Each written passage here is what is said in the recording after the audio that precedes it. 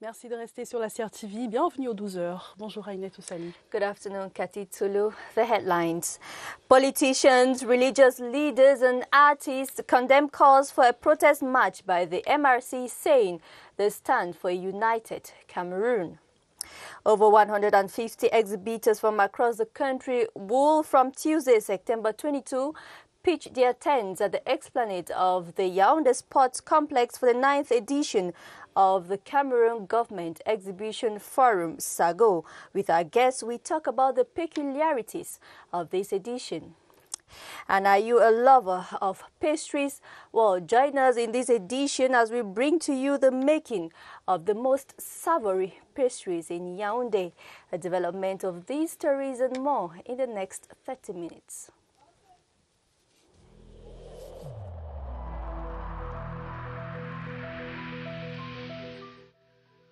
Consacrons toutes nos énergies à la lutte contre cet ennemi commun.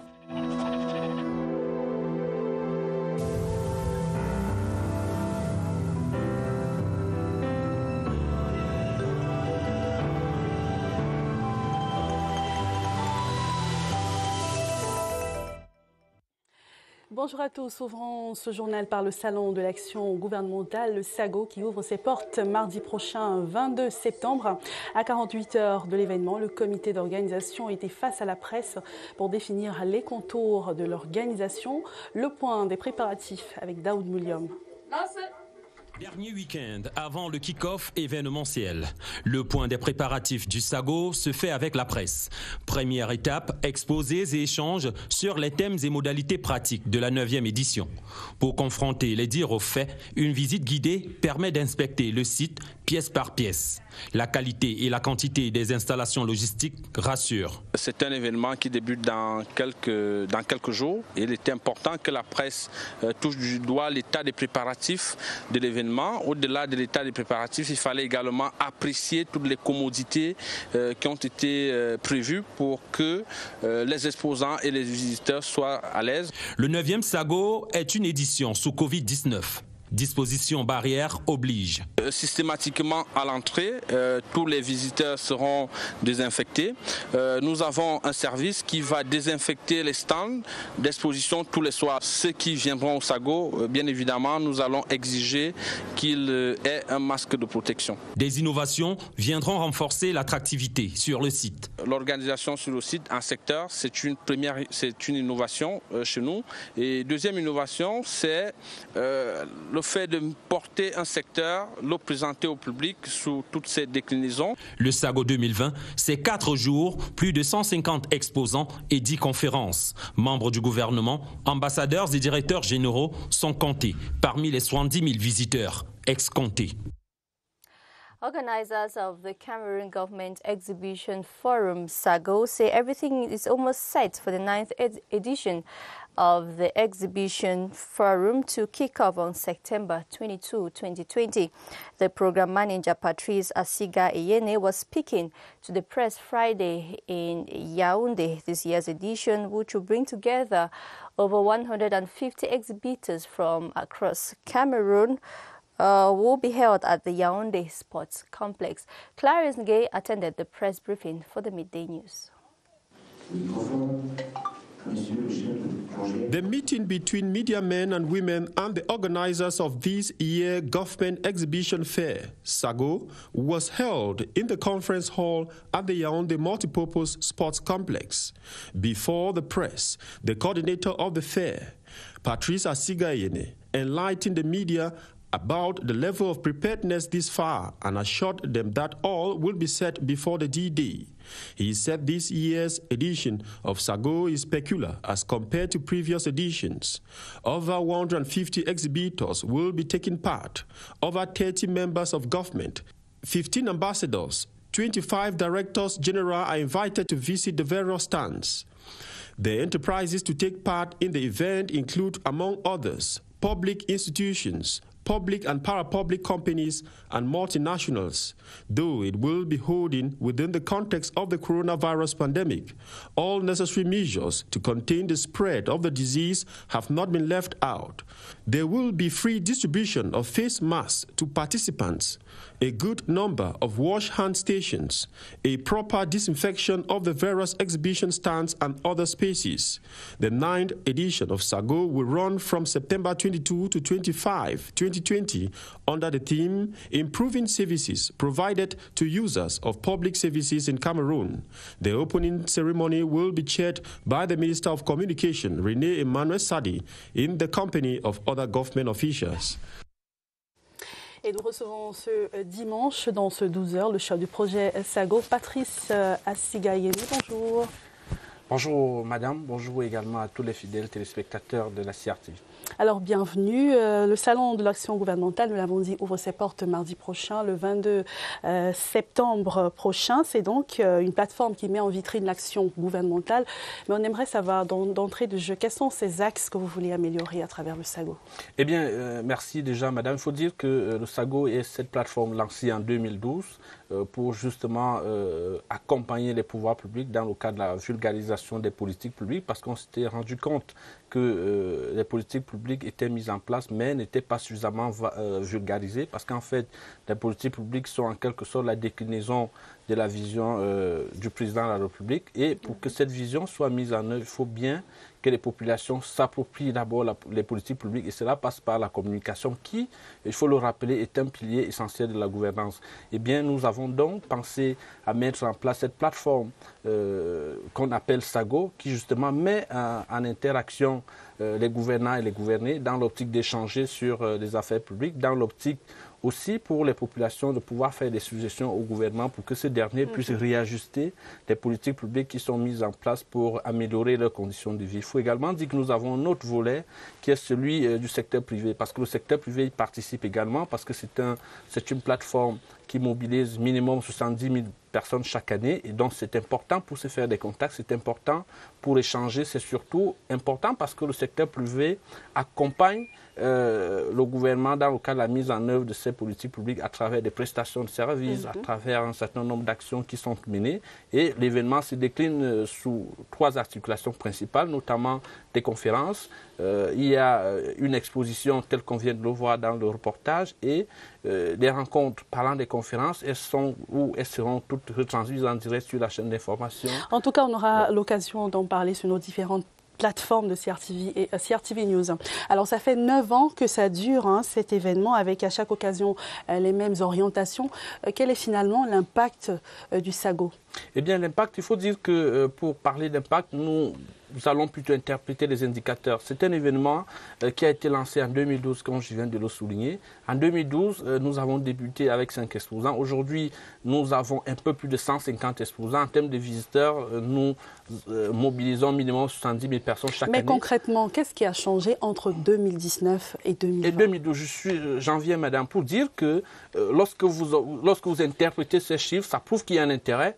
Ça prouve qu'il y a un intérêt simplement parce que les populations trouvent là un cadre d'expression. Vous savez, informer les citoyens est une mission régalienne de l'État. Et donc, si à travers le SAGO, le gouvernement ou l'État parvient à trouver d'autres canaux pour établir ce contact direct avec les populations, c'est un plus. Et le simple fait de voir comment cet événement attire du monde, de la part soit des institutions ou des populations, ça prouve que les parties prenantes trouvent un intérêt. Et donc, pour nous, la finalité, c'est justement que tous les citoyens soient mieux informés parce que c'est leur droit.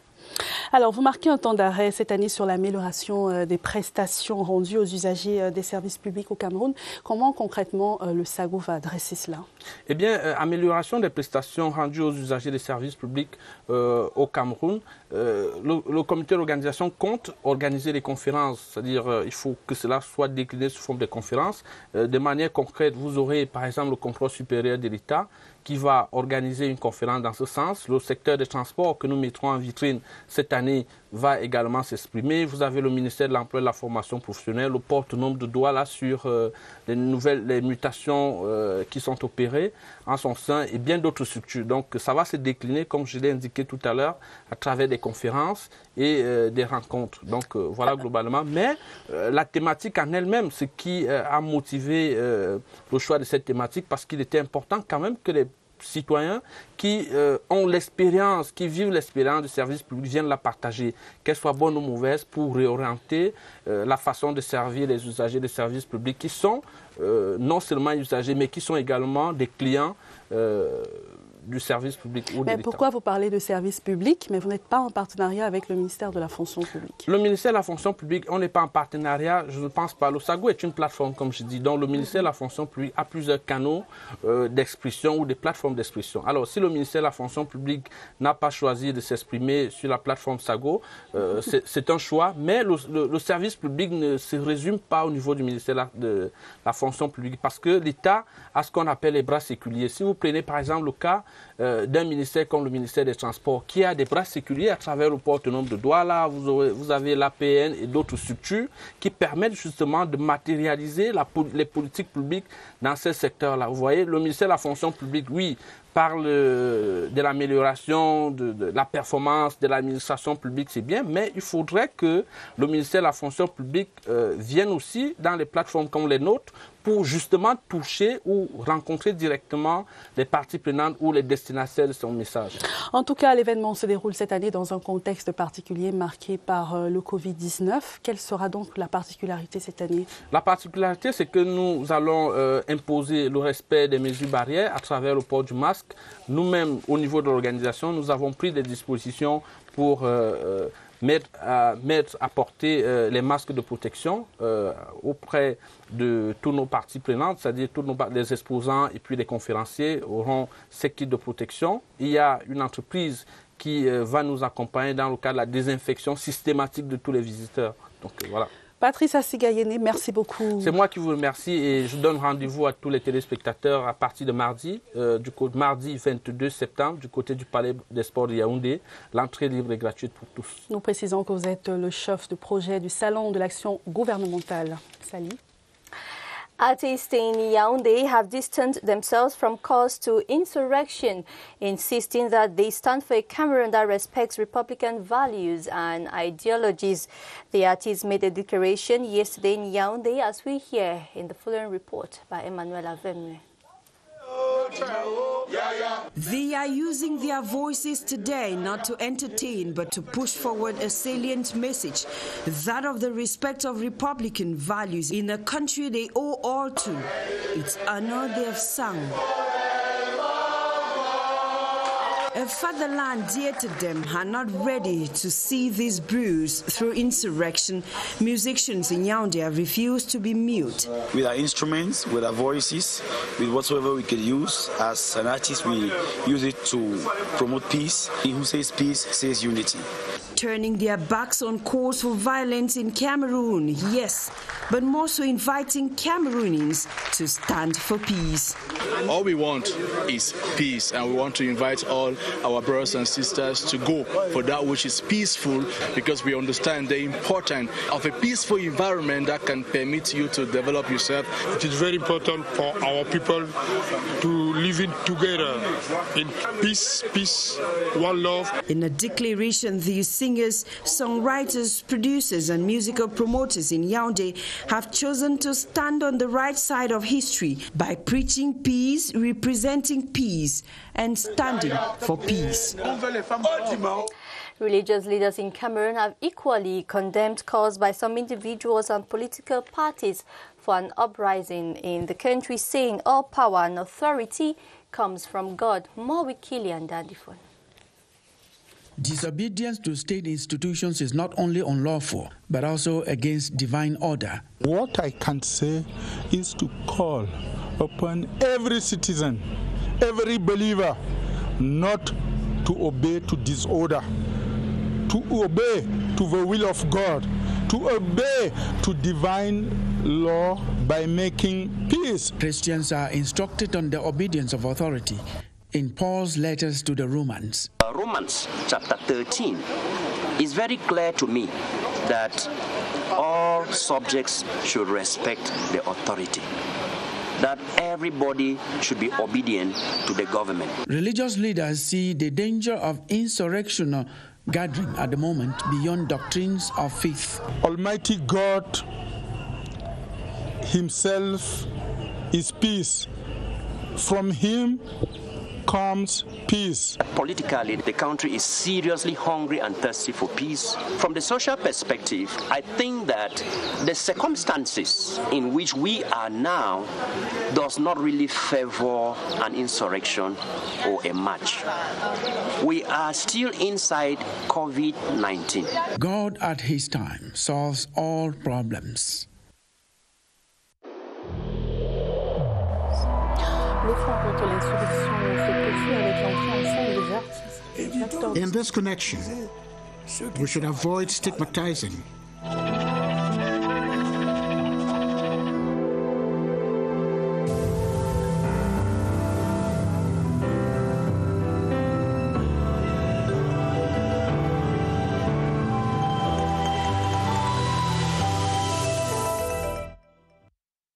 Time for us to move over to Studio 4 to meet Kilian Defon. Good afternoon, Kilian. Tell us what's on your agenda today. Good day, Sally. Good day to everyone watching us wherever you are in Cameroon and around the world. Our agenda is rich. We're going to treat a topic that is moving places in Cameroon and also calling for attention from people out of the country. That's one opposition party that is going against the laws of the land and even going against the institution of state. And we're going to ask on Press Hour today, will such organizer of unauthorized planned protest face the law? Will that person or the group of people have the guts to face the law? We're going to give you, we have the people who are well qualified to read the law for us. The second topic we will have, we know that there is still war in the northwest and southwest regions with the separatists and who are also challenging the state order. And we're also going to look at the reconstruction, the presidential reconstruction plan, given that the second meeting of the steering committee met this week, presided over by the Prime Minister, and they settled down with a procedure manual. What is the way forward after having that procedure manual? That's what we're also going to talk about. Sally, you can bear with me. That is going to be a very interesting program. Stay tuned. You'll have that when it is 12:30. And I'm sure your viewers will be looking forward to that. Le front contre l'insurrection se poursuit avec cette fois l'entrée des artistes. Les acteurs du secteur de l'art musical s'insurgent donc contre la destruction et cette envie de déstabiliser les institutions républicaines. C'est en raison de la marche annoncée mardi prochain. Le reportage de Barbara Padjama. Cette fois, le micro répand un message qu'ils prennent très au sérieux. Animés d'un même amour pour la République, ces musiciens camerounais de Yaoundé ont mis à haute voix les valeurs de la patrie. C'est une attitude républicaine, il faut le répéter, qui peut donner de la voix pour la paix. Sans paix, il n'y a pas de musique, il n'y a pas d'art, il n'y a rien qui fonctionne. Nous, on a des associations très fortes, l'Armée Rouge, et on interdit ça 22, il n'y aura pas de gens qui vont sortir dehors. C'est des visages de présidents d'associations culturelles, des syndicalistes et chanteurs, toute génération, qui resserrent les liens pour riposter contre les provocateurs de la paix. Nous disons tous non. Non, non, non, non, non. Donc je lance comme ça un appel à tous les artistes musiciens et syndicats de ne participer à aucun acte insurrectionnel. La paix, c'est un processus, la paix, c'est un état d'esprit. Nous, en tant que Camerounais, ce qu'on a tous en commun, c'est le Cameroun. C'est notre patrimoine. Il a suffi d'un mot pour les rassembler en un temps. L'artiste qui est pris de paix, il est prompt à se lever. Ils l'ont dit, aujourd'hui comme demain, ils ont un seul refrain. Nous sommes là pour la paix, oh, ciao, pour réaffirmer leur soutien à l'autorité établie. C'est donc des voix qui s'élèvent partout pour dénoncer toute manifestation malsaine et violente. Les leaders religieux y joignent leur voix pour faire chorus. Musulmans et chrétiens condamnent avec la dernière énergie ces appels à l'insurrection. Oswald Medoung. Leur réaction est sans équivoque. Les hommes de Dieu fustigent l'insurrection, un acte anticonstitutionnel et qui plus est, remet en cause l'autorité divine. Dieu nous recommande de lui obéir, d'obéir à son messager et d'obéir aux détenteurs du pouvoir. Car c'est Allah Dieu qui donne le pouvoir. Romains chapitre 13 dans la Bible est clair que nous devons, en tant que les enfants de Dieu, obéir au gouvernement. Nous sommes dans un pays organisé, où il y a une constitution, notre loi fondamentale. Ces leaders religieux, quel que soit le bout par lequel la situation est prise, rien ne légitime une insurrection. Nous avons soif de la paix, nous avons faim de la paix. Salam, c'est la paix, c'est un des attributs de Dieu. L'être humain doit être artisan de la paix et non destructeur de la paix en suivant l'ordre établi. Surtout que d'autres fronts interpellent le Cameroun. Nous voyons également sell their products in the Semak sub-region at preferential rates. This has been made possible thanks to collaboration between the Semak Commission and the government of Cameroon, granting them a license for that purpose. More with Clarice Aretakang. From cosmetics, liquors and foodstuff to construction material and wood, a wide range of Cameroonian goods are already present on sub-regional markets. This time, though, 15 more companies will be able to compete on fair trade terms with a host of others. This door of opportunity was opened thanks to cooperation between the Semak Commission and the government, with the Ministry of Trade in the driving seat. 210 new industrial products will thus enjoy preferential community rates, with a license making this possible to show for it. Is the opportunity for our economic operators, for our companies to produce more, because they can move freely within the community, market community. So it's very important for them. They can develop the production. They can increase, of course, their incomes. On the one hand, a total of 50 enterprises representing 529 products from the Semak zone have been part of the exercise so far. On the other, the Economic Community of Central African States boasts of 36 companies and 249 goods under the same program. The newly elected mayor of the Lobo Council, Beteng Obono Ongene, and his deputies have been challenged to accelerate development and social cohesion in the municipality. The call was made by the Senior Divisional Officer of Leke Division, Patrick Simo Kamsu, while commissioning them into office. More with Romeo Kenny. At 36, he is installed as the new mayor of Lobo Council. Beteng Obono Ongene is assisted by two deputies. Speaking during the event, the Senior Divisional Officer of the Leke Division, Patrick Simu Kamsu, has called on the new council executive to spearhead development in the locality. This has to begin with rural electrification, construction of road networks, like it is the case with the Douala-Yaoundé motorway that passes via Lobo. Fostering social integration among over the 17,000 inhabitants spread across 26 villages in the municipality is equally a cause for concern for the newly commissioned. Lobo is becoming a town. We have people coming abroad, coming from other regions, so we have to promote living together. Accompanying the newly installed in this mission are 25 councillors from the CPDM party elected during the municipal elections last year. Et en mot en culture, l'association culturelle islamique du Cameroun tenait hier son assemblée générale, au cours de laquelle Idi Mama a été désigné à la présidence au cours des travaux. C'était en présence d'Amadou Moustapha, ministre chargé de mission à la présidence de la République. Le compte rendu de Michel Renaud au Wanja.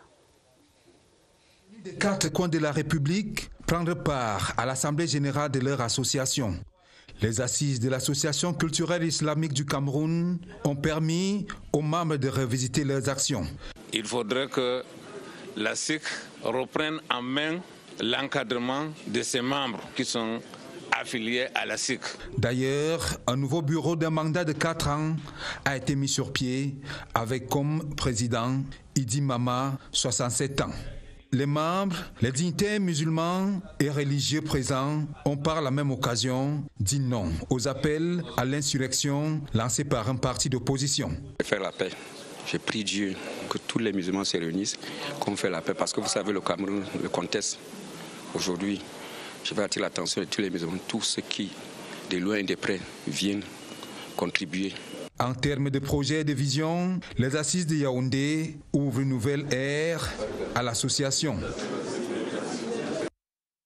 Et on va s'intéresser, si vous le voulez bien, ce dimanche en page magazine au métier de la pâtisserie.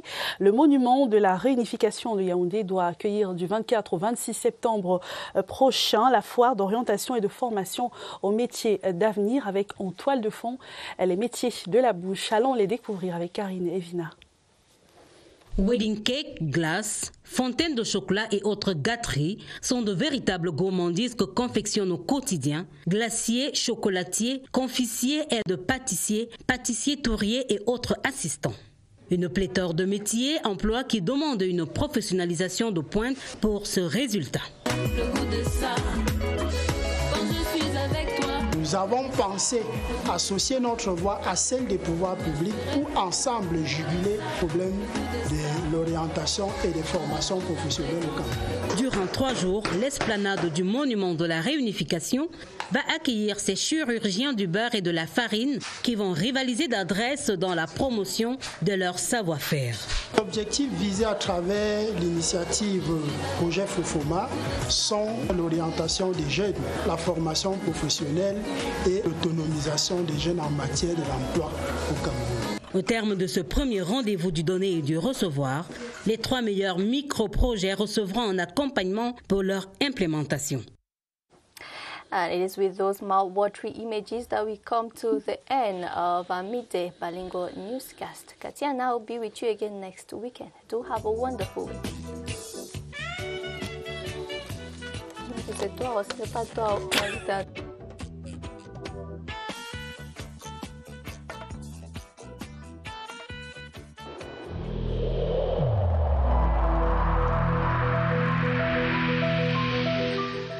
N'oublions pas que la négligence d'une seule personne peut nuire gravement à l'ensemble de la communauté.